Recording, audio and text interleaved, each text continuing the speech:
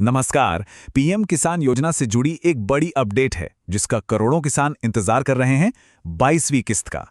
तो आज हम इसी पर बात करेंगे। पैसा कब आएगा, कितना आएगा और सबसे जरूरी आपको क्या करना होगा। चलिए सब कुछ जानते हैं। सबसे पहले जरा इस रकम पर गौर कीजिए। 6,000 रुपए, ये वो सालाना मदद है जो सरकार इस योजना के तहत सीधा किसानों को देती है। और देखिए, ये सिर्फ एक नंबर नहीं है। सोचिए, लाखों किसान परिवारों के लिए ये रकम बीज, खाद या घर की छोटी-मोटी जरूरतों को पूरा करने में कितनी बड़ी मदद करती है। तो सवाल ये है कि ये पैसा मिलता कैसे है। चलिए पहले फटाफट ये समझ लेते हैं कि आखिर ये किसान सम्मान निधि योजना है क्या और ये काम कैसे करती है। तो देखिए, बहुत सीधे शब्दों में कहें तो ये सरकार की तरफ से किसानों को मिलने वाली एक सीधी फाइनेंशियल हेल्प है। हर साल कुल 6,000 रुपए मिलते हैं। हाँ, एक साथ नहीं, बल्कि 2-2 हजार रुपए की 3 किस्तों में। जो पिछली 21वीं किस्त थी वो नवंबर 2025 में आई थी और अब जाहिर है सबकी नजरें अगली किस्त पर ही हैं। और इस योजना की जो सबसे खास बात है ना, वो है इसका तरीका। पैसा भेजा जाता है डीबीटी यानी डायरेक्ट बेनिफिट ट्रांसफर के जरिए। इसका मतलब क्या हुआ?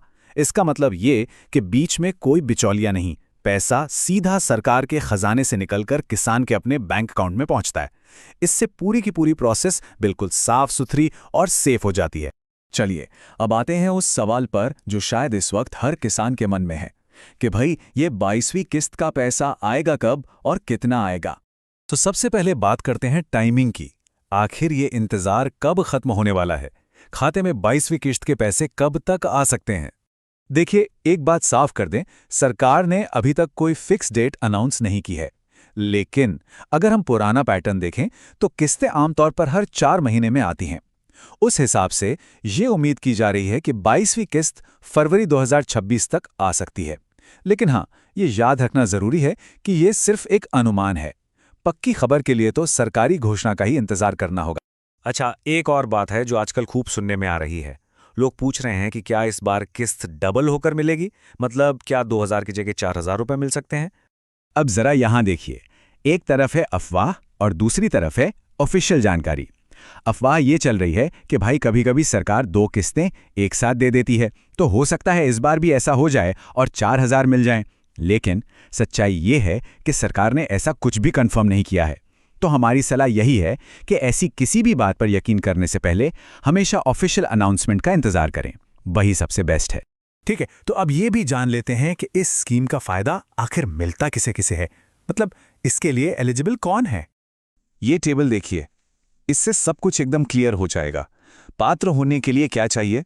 भारत का नागरिक होना चाहिए और खुद के नाम पर खेती की जमीन होनी चाहिए। और कौन लोग इसके लिए पात्र नहीं हैं? जो इनकम टैक्स भरते हैं, सरकारी नौकरी में हैं या फिर जिनकी खेती किसी कंपनी के नाम पर है, वो लोग इस योजना के दायरे में नहीं आते। अच्छा, सिर्फ एलिजिबल होना ही काफी नहीं है। पैसा बिना किसी रुकावट के अकाउंट में आ जाए, इसके लिए कुछ बहुत जरूरी काम करने होते हैं। चलिए देखते हैं कि वो क्या हैं। ये 2 काम ये सबसे ज्यादा जरूरी हैं। इनको बहुत ध्यान से समझिए। पहला, ई-केवाईसी। अगर ये पूरी नहीं है तो पैसा अटक जाएगा सीधा। इसे आप ऑनलाइन भी कर सकते हैं या फिर पास के कॉमन सर्विस सेंटर पर जाकर करवा सकते हैं। दूसरा काम, अपना बैंक अकाउंट जरूर चेक कर लें।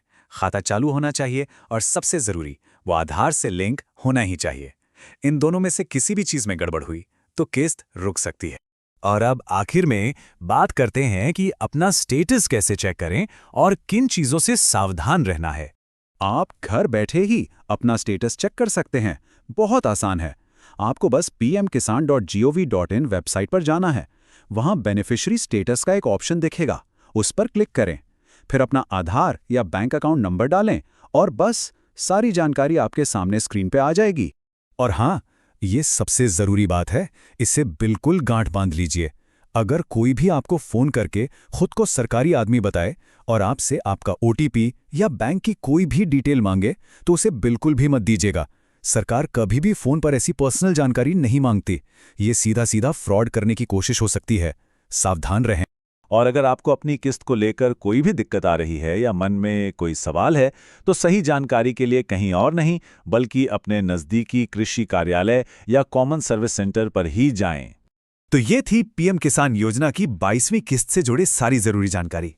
अब जाते जाते एक सवाल छोड़ जाते हैं कि इस योजना को किसानों के लिए और भी अच्छा और भी फायदेमंद बनाने के लिए इसमें और क्या सुधार किए जा सकते हैं, इस पर सोचेगा जरूर। नमस्कार।